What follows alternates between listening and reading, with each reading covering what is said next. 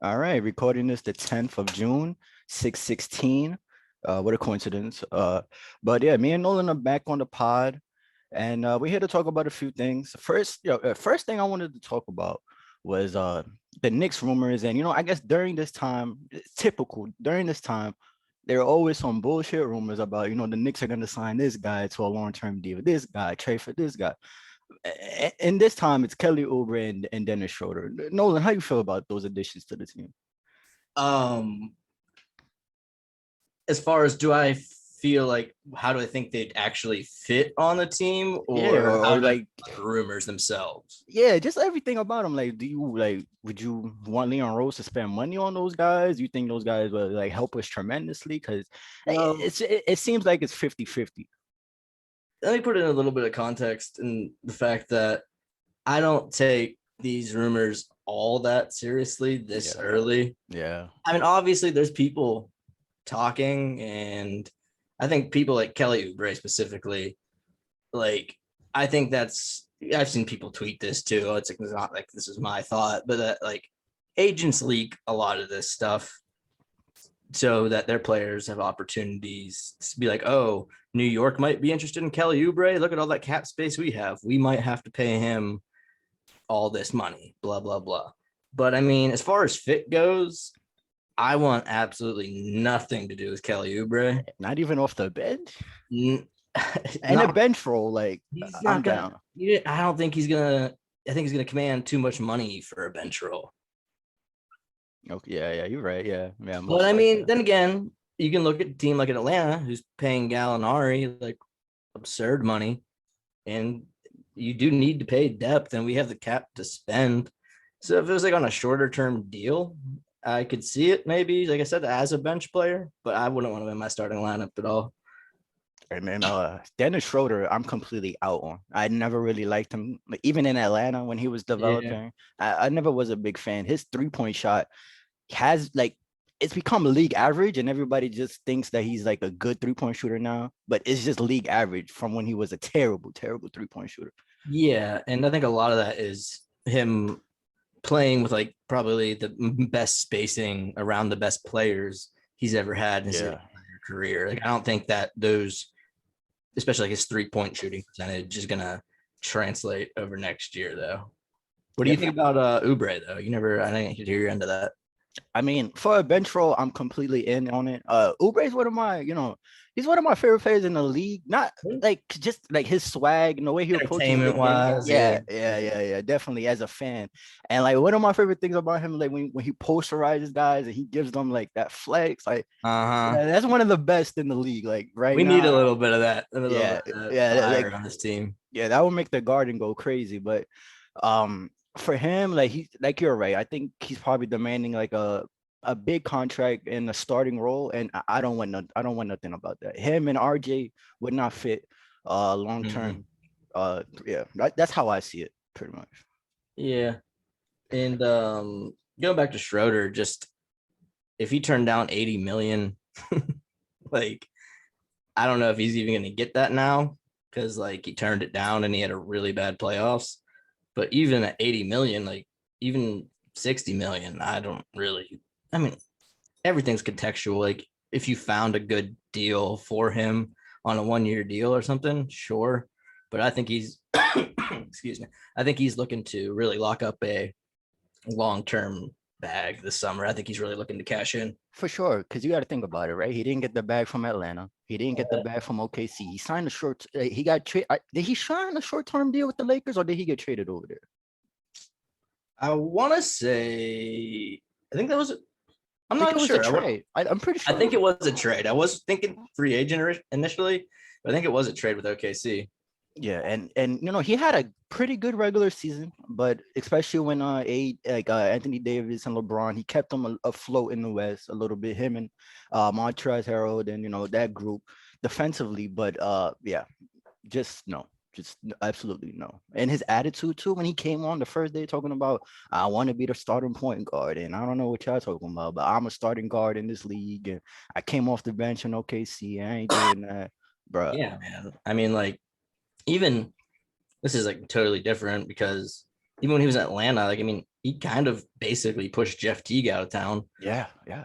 I mean, Jeff Teague was good. I was surprised they traded Jeff Teague and not Schroeder, honestly, back in the day, but neither of them ended up being good much longer. So, I mean, I guess if you're Atlanta from that perspective, you just take the youth and hope that he develops into like a higher upside than Jeff Teague. Cause I mean, they're around the same caliber player. I mean, not anymore, but yeah. No, not anymore. But I mean, But at the time, like he's yeah. developed into what basically Jeff Teague was, maybe slightly better. And I But think contracts had a lot to do with that too. Teague was looking for a Mhm. big payday, after that, Atlanta Hawks season they had with, they won like 60 something games that year, right? Yeah, that was one of the best regular season teams in these like years. Yeah, for sure, for sure. Yeah, moving on from that nonsense, the rumors. Uh, the awards, the awards. A few guys got awards. MVP. Like Jokic got MVP, which is not surprising. No, I saw that one coming. Yeah. Yeah, for sure. Embiid looked like he was gonna win it halfway through the season before he got hurt. Yeah, it was the injuries and the COVID, just not enough games. I think that and Jokic had a great year. It would have been really close regardless. But I think that Embiid's more of like a popular player in the NBA, and that probably would have like pushed him over the edge a little bit more than someone from like a small market team like Denver. And it's surprised to see, not surprised, but Steph got a few first place votes. It pretty much gave a light show the whole year, right? Like from start Yeah. to beginning, it was the light show over there in the Bay. Um, as far as the order, that came in, it was pretty much Jokic, Embiid, Steph. I had the same order in my list. I don't know how you had them ranked. Um, yeah, probably pretty similar to there. Yeah. Cool. Defensive player of the year, Rudy Gobert. Shout out to Rudy Gobert for winning 3 of them. But he has more than KG, Tim Duncan.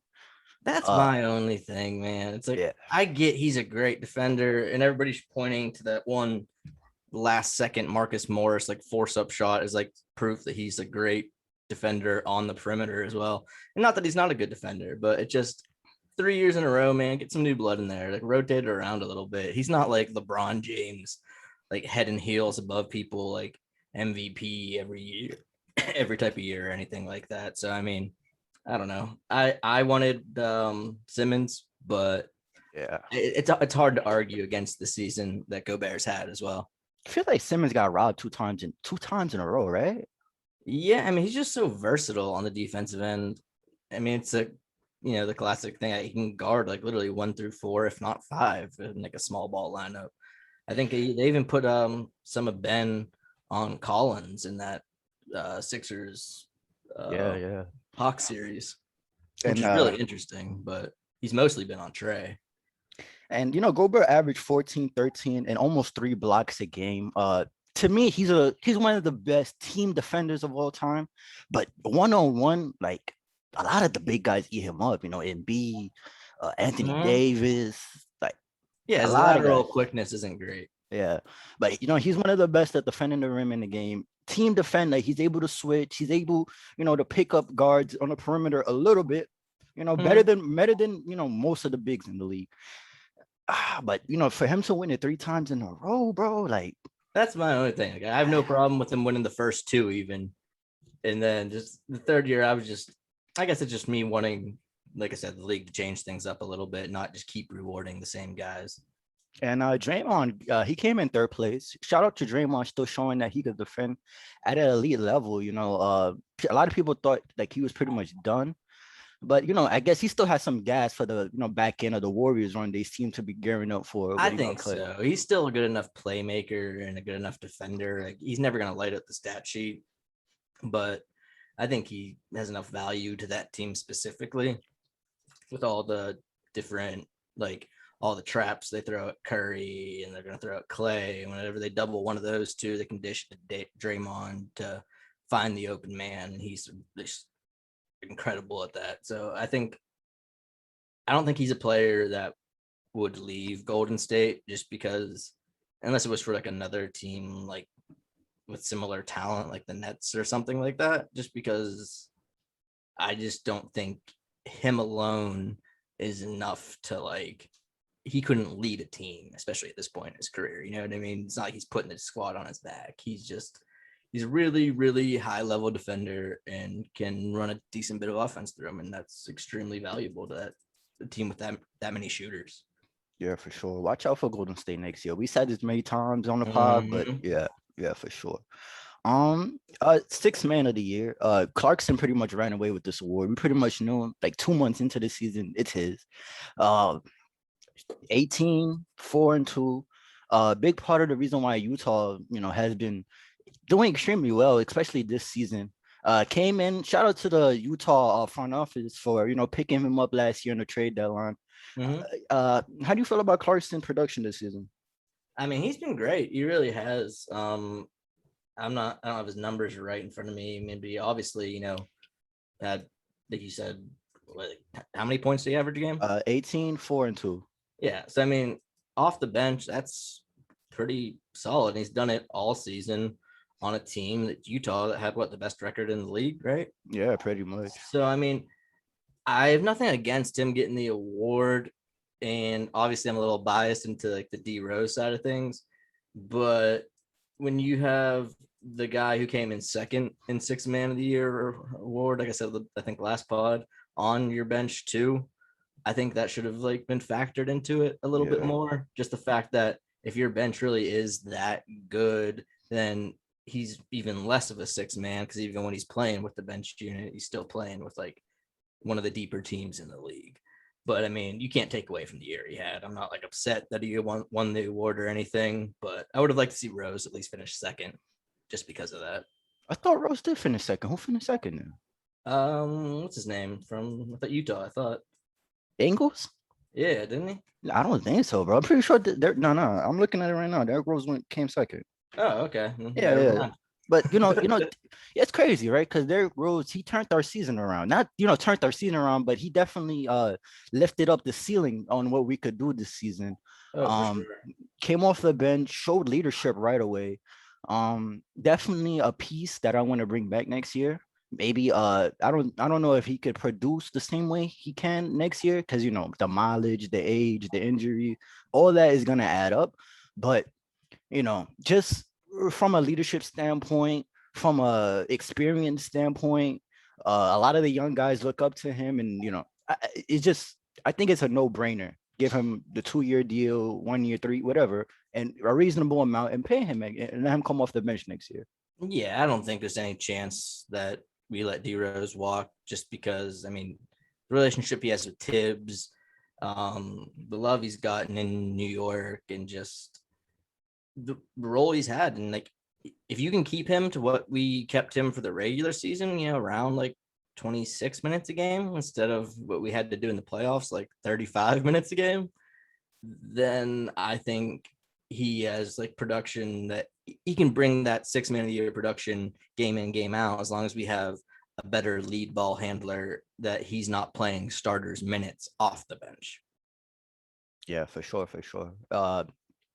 Most improved. We kind of already knew this for a while, but we couldn't really speak on it. We had Brad, we had other stuff to talk about. But Mm. our guy Randall, man, our guy Randall ran away with the most improved award, putting up Well deserved, man. well deserved, man. Putting up 24, 10, and 6, shooting 40% from three, which is I'm still shell shocked on how he shot 40% from three. Like, god damn, man. Yeah, I don't know if we'll ever see that again from Yeah, Randall, but even if it takes a little dip down to like 37, like that's perfectly acceptable for the type of player he is. bro, just league average would be fine for Randall. Like, That's what I'm saying. honestly, like from last year, he shot like 28% from three, Oh, bro. it was horrible last year. I Every cringed time. every time he put one up.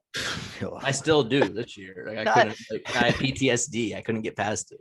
yo, at the beginning of the year, I definitely had PTSD. But by the time, around All-Star break and the jump shot started to look legit, I'm like, yeah, Yeah, and then throw once he that started up. going on like that 9 game win streak, I was like, okay, Yeah. this is who he is. They're all going in. But up until then, I was like, I don't know, man. I don't know if you should take that. But he made them, so he proved me wrong. Other guys who competed with Randall for this award, Jarian Grant, he had a big year Great year. statistically. Yeah, statistically, one of those signings where you're like, in the beginning of the year when I was doing the pod by myself, and I had said that what is Detroit doing, giving this guy. He's like a role player at best. Like, you know what I mean? He had great, Mhm. he did great things with Denver, playing off of Jamal Murray and Jokic. and they gave him $85 million. Yeah. And he stepped up to the plate. He definitely did. I Definitely think did. that's one thing too, because like part of the reason he always said that he didn't re-sign with was it Denver, right? Yeah. Yeah, the reason he didn't resign with Denver was because he wanted a bigger role in the offense, that he thought he could do more and that he wasn't being asked to do enough in Yeah. Denver. And if you're a team like Detroit, the reason you probably give him a contract like that is because, well, at the beginning of the year, you had Derrick Rose and Blake Griffin, and you're not really getting free agents to come there. So if you see like some upside, the kind of like Scott Perry saw like with Randall, that you think that this player is just a few years like a late bloomer that's really going to develop, which he's shown to be, then I mean that's kind of like the risk you have to take when you're a small market team like Detroit that doesn't really bring in a lot. Another guy who was kind of pissed off that he wasn't even on the list, man. Christian Wood. Shout out to Yeah, Christian if he Wood. didn't get hurt, he missed such a large chunk of the year. Yeah. And he was the favorite, I think, to start the year because he started he was playing out of his mind in No, he Houston, was balling. Like, especially when Harden was there. I mean, yeah. but that was another great signing, him and Jeremy Grant. I was surprised he wasn't on that ballot at all. You know, one thing that surprised me when we was talking to Cohen, he said that it's a good thing if Houston traded him for a first round pick. I don't know. I don't know about that. I really like Christian Wood's age, his skill set, his contract for his production. I don't know. I Yeah, don't know. the contract's the biggest reason I like it. I'd like him staying, but the contract is also part of what makes him like really, really valuable. If there's Mhm. a team that like thinks maybe they're a stretch four away from like contending. He plays the five, bro, and he blocks shots too. He averages 1.5 blocks a game. So I'm saying like if a team like the Celtics or if the Mavs traded away KP and they needed someone to come in like that, like I think that could get like a decent haul in return for a player like that. Christian But would I go on the mean, Celtics. still, Shit, yeah, that'd be scary, right? yeah, with Tatum and Brown, yeah. Uh-huh. Uh, Coach of the year, our guy Tibbs, man. I didn't That think was he was gonna win the award. I really thought not. Monte was gonna win. I think everybody really thought Monte was going to win just because, the great year. But I mean, I guess kind of like to the points we've been trying. I mean, obviously we're Knicks fans. We're gonna Die hard. be, yeah, we're gonna root for our guy and think our guy should win. But I mean, there was valid arguments to make in terms of like the talent differential from our team to the Suns team and our expectations going versus the Suns expectations going this year. And the Suns are doing great and they're doing great in the playoffs, but that even kind of like almost illuminates it, the reasoning I think behind picking Tibbs even more, because you saw that our roster was exposed in a playoff series. You see what not Atlanta, you see what they're doing though in the playoffs, and the Suns, they look like they're stomping is it Denver right now, right? Yeah, they're Yeah, just killing 2-0. Denver. Yeah. And like Devin Booker is such an incredible player to watch, and Chris Paul was such a big addition. Aiton was due to kind of make a little bit of a leap, and he has.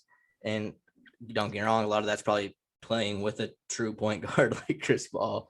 But I thought the craziest thing about that game was that not a single player for the Suns scored even 20 points. Yeah. It was just a complete team domination of a Denver team that's one of the deepest teams in the league. Like, yeah, they're down Jamal Murray, but I mean, what Phoenix has been able to do going through the Lakers and now looking like they're going through Denver, it's awesome. And I really am happy for Chris Paul to finally have some postseason success. I think this will be his first conference finals or no Second. second, yeah, and then he can maybe make it to the finals even because I mean the West is wide open. Yeah, for sure. Going back to Tibbs, Mm. when they was doing the coaching search, did you feel like, I don't know, who did you feel like you wanted? Because I was a big component for bringing on Kenny Atkinson for what he did in Brooklyn I with was gonna say no draft picks. I think Shit. Atkinson was probably the coach that I wanted in terms of just like he showed that he could be a developmental coach and like get the most out of what looked like a pretty, average net squad for those few years, right? Especially with the guards, his reputation with guards. Dinwiddie, he turned D'Angelo Russell back into like an actual NBA player. An all-star, shit. That's what I mean. And Karis LeVert, a big part of his for development. everybody, man. They had so many good players like that. And I thought he could do the same here, but I personally was a little more on the tip side of things just because in my head I love those old Bulls teams with Derrick Rose, and I just kept seeing I kept thinking of Jimmy Butler, RJ comps all summer. And I thought the fact that Tibbs, like a lot of people were saying Tibbs is the coach you hire for like, a built team already. And I thought that he had the youngest MVP in league history. Like he developed Jimmy Butler, who was like either a late first or second round pick, right? And I mean, like for you to be able to do that with players like that shows me enough that you can get the most out of the current roster while currently developing your talent. And I think that Kenny Atkinson might be more of like a developmental stopgap, kind of like you saw, like the reason why Brooklyn got rid of him is that, yeah, he was great and he built the stuff here. And now we're going to bring in the real coach for when we get for real players. You know what I mean? So like, I don't know. I just like the fact that Tibbs had some postseason success and developmental stuff, because then it just adds to the value of your coach, and you're not like stuck in a box after a 3-4 year window. I mean, don't get me wrong, Tibbs can wear down and like his voice can get really tired in that locker room. He really grinds his players, is what we hear all the time. But from everything we've heard so far from his stint here, it really sounds like he's learned from that. Randall says he's a softie. I mean, they hardly even practice. You see him smiling more I think you've ever seen him smile throughout his career. So, I mean, I couldn't be happier for Tibbs to win his second. I think he's one of only like 4 coaches to ever win it twice. So, I mean, I just think that if he didn't win this year and the Sun and Monty Williams won, I wouldn't have been upset, but I'm happy that New York got that and how well they've been represented in the awards so far. Yeah. When Tibbs first got hired, I was a little wary just based on the fact that what happened, with Minnesota. Minnesota was a little bit of a younger team. And he didn't have, the initial success. You got to remember, when they had that bad season, then they had drafted Chris Dunn. And then they had another bad season. And then that's when they decided, all right, we got to get some veterans in here, and Jimmy Butler and all that. And I was looking at that. And I'm like, if the Knicks are going to be a rebuilding team, and the last stop he had, he didn't really do all that good with a younger team. I didn't know how that was going to shape up. And the way his toughness and the no bullshit and just the integrity of the game that he wants his players to have. It doesn't really rub off. He doesn't really rub on players as it should, like it did back in the day with the younger generation now. And that's one of the things that I was a little wary of. But he did learn his lesson in those 2 stops. Man, he broke my expectations. He definitely did. Oh, everybody's expectation. Yeah, nobody definitely did. I really wanted Kenny Atkinson, man. I can't lie. Like I would have been. I was happy with Kenny Atkinson. Don't get me wrong. But yeah, I mean, I was driving that bus, bro. Like I really wanted him, and I really wanted him. I'm not gonna lie. Yeah, I feel you. Moving on to the playoffs, right? It's time to talk about the playoffs. Wait, one last thing before we get did they announce executive of the year award yet? Not yet. They're probably gonna announce it next time we record an episode. I would not be surprised to see Leon Rose win that. Yeah, just almost based on the Derrick Rose trade alone, and just like the progression and just everything about the squad and the hiring Tibbs, the draft pick of like Quickly, Obi, what he did this year by bringing in Tibbs and the results payroll. I think I'd be pretty surprised if he doesn't win. And I'm super interested to see what he does with the Knicks this all season. Like I can't wait, bro. It's gonna be an interesting 2-3 years of off seasons for the Knicks, depending Yeah. on what happens and if like what star demands a trade, because there's just so many options right now. Yeah, man. Leron Rose. Yeah, he's definitely. If we're gonna pick executive before it gets announced, my pick is definitely Leron Rose. Maybe I'm a little bit biased, but give my brother the award, man. Yep. Yeah, for sure. All right. So the playoffs, the Bucks and the Nets, they faced off in the semis. The Nets pretty much blew them out the first two games. KD averaging 37 and 4, shooting 50% from three, 55% from the field overall. Kyrie putting up 29, 5 and 5, shooting 40% from three, 47% all around. But check this out, Nolan, right? If you compare that to the all-star duo on the Bucks, Middleton averaging 15 points.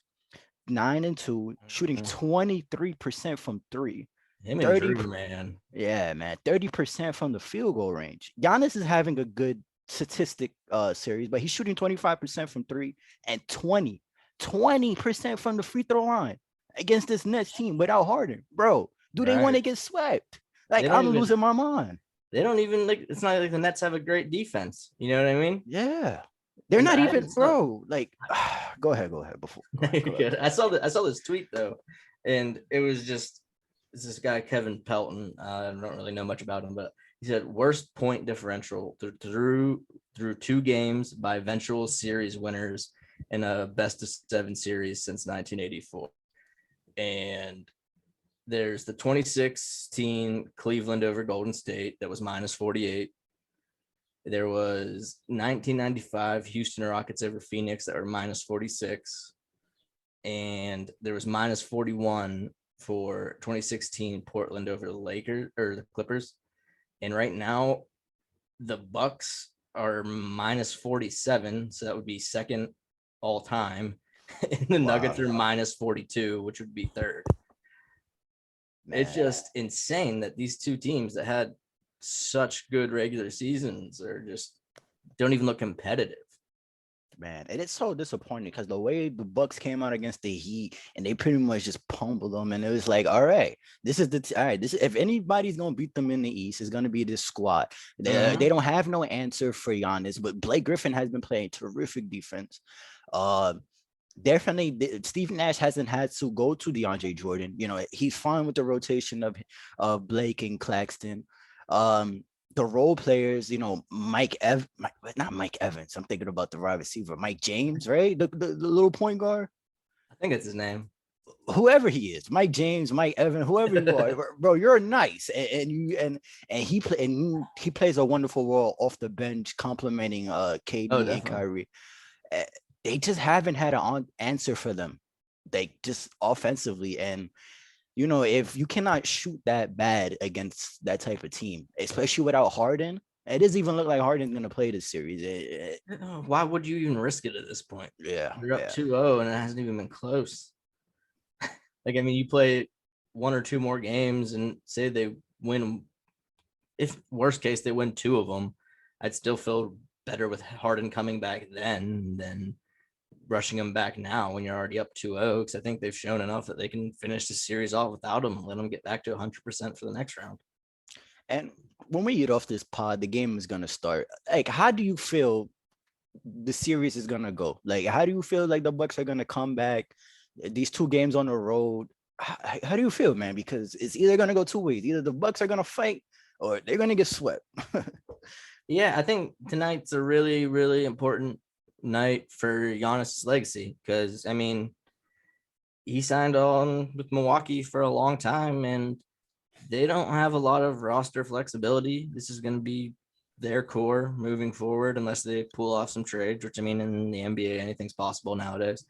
But I don't see them winning tonight. I see them going down 3-0. Maybe they get 1 more, but I see a gentleman's sweep coming from Brooklyn. They just look unstoppable. What are your thoughts? Yeah, I got the same conclusion watching the first 2 games. Like, I don't see them winning this game. Maybe they win game 4, but I do not see them winning game 3, and they just beat them in Brooklyn in game 5. I think just the firepower is amazing to watch, and it's just too much, bro. Like, it's just too much. And then it's gonna be interesting because when they do advance from the Bucks and they hopefully they get to see the Sixers, man, that's gonna be a series because Philly has the reputation with the defense, Thibault, Ben.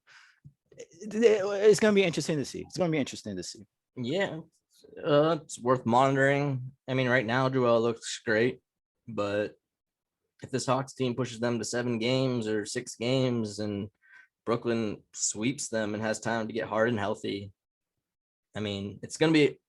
I mean, Joel Embiid looks like he's playing with like minor discomfort right now, like hardly noticeable. Yeah. But you never know. I mean, these playoff games are intense, and he's playing pretty heavy minutes. So the longer that Atlanta keeps this series alive, and the more minutes Joel has to play, I think that can only benefit the Nets moving forward. Yeah, for sure. Like our finals pick in the East is just cruising. Not so Yep. much in the West, but our East pick is cruising. Yeah. So moving on to the other series in the East, the Hawks and Philly. Embiid has been nuclear. I think on the last pod before Brad came on, I think I overreacted to the meniscus tear, bro. Like Yeah, I think we all did a little bit. yeah, he's been nuclear. Like down low, Capella can't hold him. It's actually really really beautiful to watch because he was talking shit and it's like, oh, Embiid, bro, bully him down low, bro. Come on. Yeah, bring him back down to earth for a minute. Exactly. And like, you see Capella, like usually, when teams, because not every team has somebody as dominant as Joel Embiid, and Capella's dominance over the rebounds not being, shown this series has been, a joy to see. Honestly, it has been. Ben Simmons and in game one, I guess Doc Rivers felt like Danny Green was his best option to defending Trae Young, and Trae Young pretty much carved him out for 3 quarters. And Doc Rivers decided to go to Ben and Thibault in game two, and Trae Young impact has not as significant as it was in game one. I think Thibault and Simmons, the partnership in guarding him has been real effective. Yeah. Also, the 3-point shooting from Steph Curry, has been very crucial. What's your thoughts? Yeah, I mean, touching on what you said about Ben and Thibault guarding Trey Moore, I think like kind of like I said, is just, a lot of that was the way that Trey's able to draw fouls, especially against like a bigger defender like that. I think that was the reason Doc didn't go straight towards that, because you don't want to get Ben Simmons in foul trouble in the first 3 minutes, 10, 15 minutes of the game. Yeah. But to Ben's credit, and I've always, like I said, I thought he should have won Defensive Player of the Year, maybe if not 2 years in a row, at least one of these years. I wonder how he feels. Like, I would like to put a microphone, like interview him. Like, bro, how do you feel? Yeah. Like, yeah, dude. He's a dog, man. I mean, he's too physically imposing for Trey to dominate this series like he did it against us. And you're seeing some coaching adjustments. They're definitely attacking Trey a little more than we did, but again, they have better personnel to do that as well. So, I mean, I think that the series is gonna. I think Philly has it kind of figured out a little bit now. I kept thinking that last game too, though, and Atlanta kept hitting shots and it stayed in the game for the most part. So, I mean, I still think Philly wins in 5 or 6. Definitely. I do think Philly finishes in 6. But hopefully Atlanta could put up a fight. Atlanta's definitely an entertaining team. Like, all those shooters they have. Gallo played really well in game 2. Bogdan, I had texted you. I'm like, yo, this dude hits nothing but big shots. Like, this dude is a big shot maker, taker, whatever, bro. Like, yeah, really dope signing. Definitely worth every penny. Like you said, Nolan, definitely. Yeah. Moving on to the West, the Suns and Nuggets. I know your boy Devin Booker has just been, playing extremely well in these playoffs. And like you said in game 2, like it was an all-around assault on the Nuggets. Michael Porter Jr., my guy, he has back issues. Like, people need to get off him on Twitter. Like, I don't want to, like, I don't like to tweet a lot, like, or whatever, like arguing with people back and forth. But they need to leave my guy alone. Like, he has back problems and he's Yeah, playing he's there not off a a great will. defender, man. Yeah. Like they do need his offensive they do need his offensive powers. Will Barton made an appearance last game, gave him a little bit of a spark, but he can't really do too much off of an injury. Jokic, like, shout out to Aiton, man. Like Aiton been playing pretty well defense on Jokic, minimizing his impact. Yeah, and even Yeah. after game two, he got in foul trouble early. He got two quick fouls, and he came back and played like perfect defense, like without fouling for the rest of the. I think he finished the game with two fouls. Like Yeah. that's a big step for a player like that. I mean, you see the troubles Mitch has staying out of foul trouble. I mean, just bigger players like that are just going to draw more fouls. It's just the way the game goes sometimes. For sure. I definitely thought that was a turning point in the game when Aiton got those two quick fouls. But then, Sarge came in and Yeah, yeah, they they were held it able to down, keep man. They held together. it down. Yeah. That Suns team is looking kind of scary. If Chris Paul's like shoulder's gonna be Oh, okay. I'm rooting for them out of the West now. I mean, I don't know if they Really? actually do it. That's who I'm rooting for, though. So you're just leaving the Clippers bandwagon. Okay. All right. It's all right. I'll steer this shit by myself. I'll No, take no, it. the Clippers are still my pick. I don't think the Suns are gonna do it, but they're looking damn good right now. I'll tell you that. Yeah. No. But I mean, yeah, Jay Crowder playing, definitely one of the best, he's been one of the best defenders throughout the years, especially in the playoffs. He's been Uh, one of the biggest losses, I think, for the Heat yeah. this year. Yeah. Definitely. You definitely see that impact, that toughness that they don't have. Mm-hmm. Cam and Mikal, we always talk about them. They've been playing well. Your guy from Pitt has been shooting the ball well. Mikal has been playing great defense on the wing. And his defensive ability, it complements Devin Booker and Chris Paul so well. Very dope piece to have and a dope piece to continue on what they're doing. Uh, how do you feel? Do you think the Suns sweep them? That's how it felt like last night. I don't know, but playing in Denver is a whole different conversation. Denver role players are notorious for playing extremely well at home. How do you feel, man? I don't think they're gonna sweep them. I think Denver's gonna bounce back and win at least one of these two at home. But I think Jokic looks worn out from carrying the load with Murray Yeah, being gone, yeah, and that this Suns team they're just firing on all cylinders at like the absolute perfect time, and just Compazzo was he's a guard who wasn't even in the NBA. He's a 30-year-old rookie, and they're putting him out there. Yeah, yeah, and expecting things from him. I mean, yeah. that's a tough draw for that dude, and he's had a great season, But I mean, you see, players like that do get exposed in the playoffs. It just happens. And I think like this series tells me a lot about Portland and like Yeah, they got to be feeling awful. Them yeah, in Miami. yeah. Like I wonder how that feels when you get swept by a team that's struggling extremely in the next round.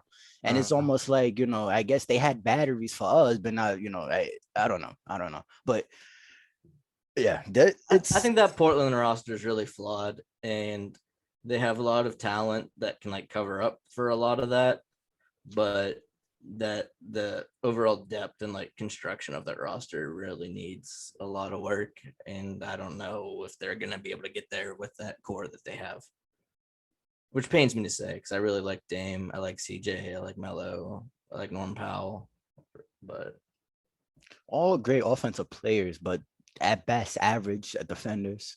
yeah, I mean, you Cancer, got Cantor playing any center minutes is never a good thing. So I mean, every time Jokic sees the Canner on the other side of the court, oh, his he's licking eyes, his chops, bro. man, like bro, like there's no way in him and Embiid, like two of the most skilled big men. I know when they see him, it's just like, bro, like I'm gonna put a 50, like easy, like.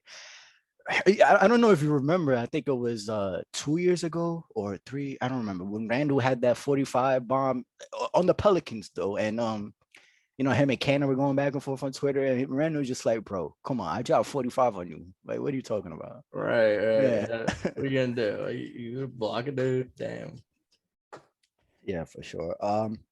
The next series that one of the best series to me in the playoffs. Clippers and Utah. Cannot wait for the game tonight. Game one, 45 for Mitchell. Just looked really unstoppable in the second half of that game. He was Yeah. mic'd up and like he said, which is interesting. He said, these guys just played a game 7 2 days ago. We keep on pushing, we keep on pressing.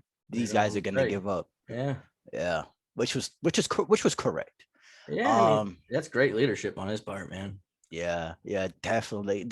I was a little bit I don't know. I wasn't really behind Utah coming into the playoffs, but seeing their performance against Memphis, seeing their performance last 2 nights ago against the Clippers, showed me like, okay, these guys have a chance, has a chance than anybody in the West. I don't know if they're better than the Nets if they do see each other in the finals. I think the Nets pretty much destroy them. But as Yeah. far as like their opponents in the West, they can match up with anybody. And shout out to Clarkson coming on the bench and giving them big minutes, earning that 6 man of the year. Ingles playing defense on Paul George. And where's Paul George at, Nolan? I don't know what to tell you there, man. You were He's got- I saw you got some tweet a few things, demons. man. I see you Yeah. tweet, man. I love Paul George, and he just looks rattled, man.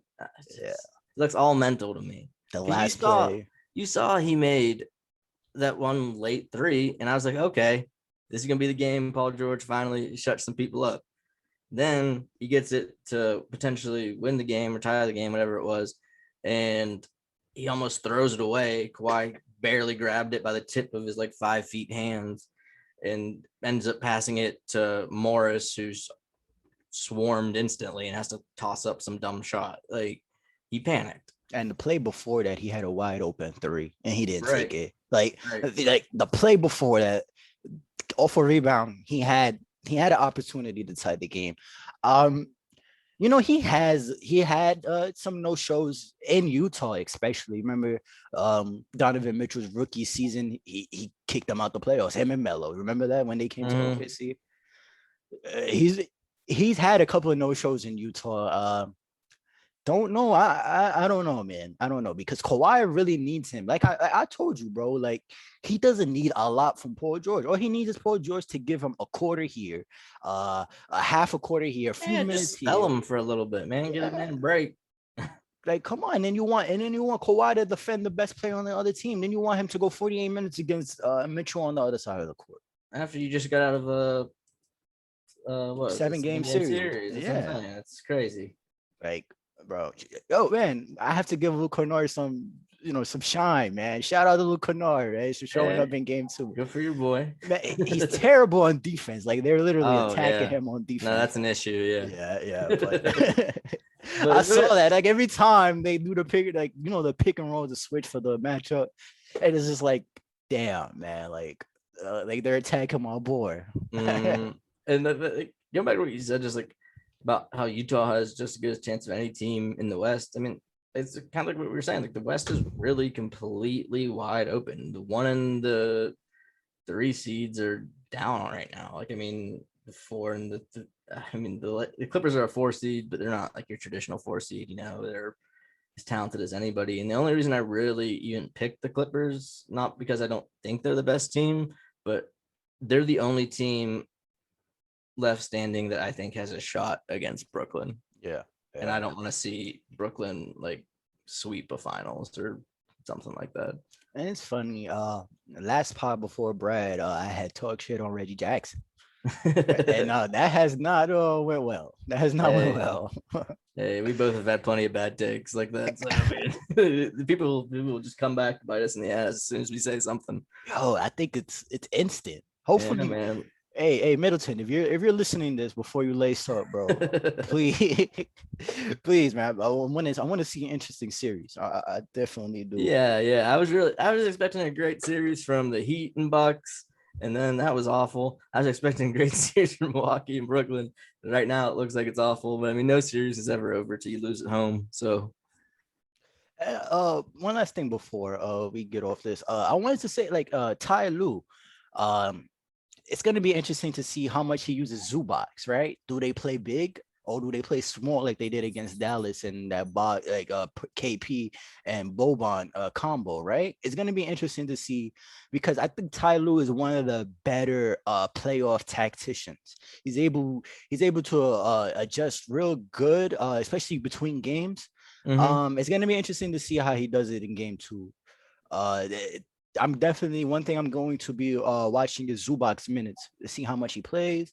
Luke Kennard, because he hasn't went to Luke Kennard all playoffs, and I guess he sees use for him with his range. I don't know. Definitely. Yeah, I don't know. I don't know how Ty It's gonna Lue be an does it. interesting playoff matchup to watch, just for the reasons you said. I mean, just how Ty Lue changes from game to game, just from game to game, half to half. I mean, it just Utah. I mean, they didn't have the best record in the league for no reason. Yeah. And I mean, the Clippers have their work cut out for them. I mean, you saw it game one, and I just think that the Clippers are still like, you don't, Rondo's good, like, is a good playmaker and everything, but you just need like something a little extra to get your offense going, get guys into rhythm for. Bro, it's Paul George. Like the It guy you is. talking about is I Paul know. I know. George. That's who it should be, but it's not. So they don't have him. You know what I mean? Like it Yeah. should be Paul George. That's what they signed Paul George or traded for Paul George for, and they're just not getting it right now. Yeah, I don't know, man. I don't know. And even if he does play well this one game, game two, like he needs to play well the whole series. Like he needs to He needs to win a average, chip, dude. bro. He needs to average like for Kawhi, but for him to be a viable running mate with Kawhi, he needs to average 27 in the playoffs, 26, 28. Like he needs to be like what Anthony Davis gave to LeBron, man, in the bubble. He averaged 28, 13, like 2 blocks, just an unstoppable force, just making shots. Like the Clippers, the other guys, they're decently making their shots. For role players, like they're doing their job. It's the only thing to me that's very eye-opening is the production from Paul George, for sure. Yeah. Well, or the lack thereof. Yeah, or the lack thereof. Or the lack thereof. Uh yeah, pretty much. Yeah, that's gonna be episode 16. Make sure to check out our website. Nolan created the website. Should be articles coming out fairly soon. Nolan. Yeah, you can also listen to all our episodes on there. We got literally all our episodes. You check us out on all the major platforms. And Follow us on Twitter. Yeah. Follow the Corner 3 Pod on Twitter. Follow Nolan on Twitter. Follow me on Twitter. For we tweet live during games and all that, sweet stuff. Yeah. All right, man. It was good talking to you. Yeah, for sure. Catch you next time, I guess. Yeah. Yes, sir.